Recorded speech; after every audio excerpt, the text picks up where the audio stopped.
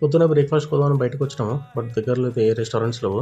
So మా వాడు గూగుల్లో సెర్చ్ చేస్తే జర్మన్ బేకరీ అని చెప్పేసి దగ్గరలో ఒకటి ఉంది. సరే పోయి కార్ తీసుకురారంటే వాడు కార్ తీసుకురాలేడు. సో అట్లా అని చెప్పేసి నడుచుకుంటూ వెళ్తున్నాము. ఎండ మాత్రం విపత్సంగా ఉంది. వెళ్తుంటే కొబ్బరి బొండాలు కనిపించేసినాయి. సో అందరం ఒకటి తాగేసినాము. నీళ్ళు ఎక్కువన్నాయి కాబట్టి నేను మనతో షేర్ చేసుకున్నా. సో ఆఫ్టర్ 1 కిలోమీటర్ తర్వాత రెస్టారెంట్ చేరుకున్నాము.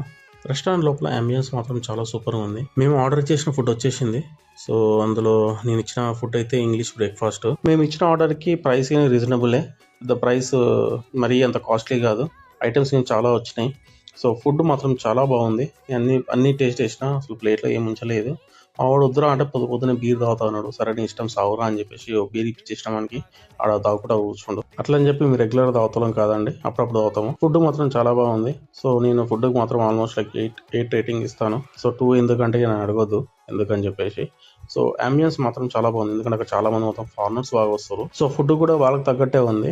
సో మీరు ఎప్పుడైనా సౌత్ గోవా వచ్చినప్పుడు German bakery bar and restaurant ఇందులో ట్రై చేయండి. చాలా బాగుంది ఫుడ్ మాత్రం. ఈ వీడియోకి సంబంధించిన ఫుల్ వ్లాగ్ డిస్క్రిప్షన్ లో ఇచ్చినాను. నా వీడియో నచ్చితే కనుకైతే ప్లీజ్ సబ్స్క్రైబ్ చేసుకోండి. మీ సపోర్ట్ నాకు అవసరము. మీ సపోర్ట్ చేస్తుంటే ఇంకెన్నో వీడియోలు తీస్తూ ఉంటాను. అలాగే ఆడ బెల్ బటన్ ఉంటుంది. బెల్ బటన్ గట్టిగా కొట్టండి.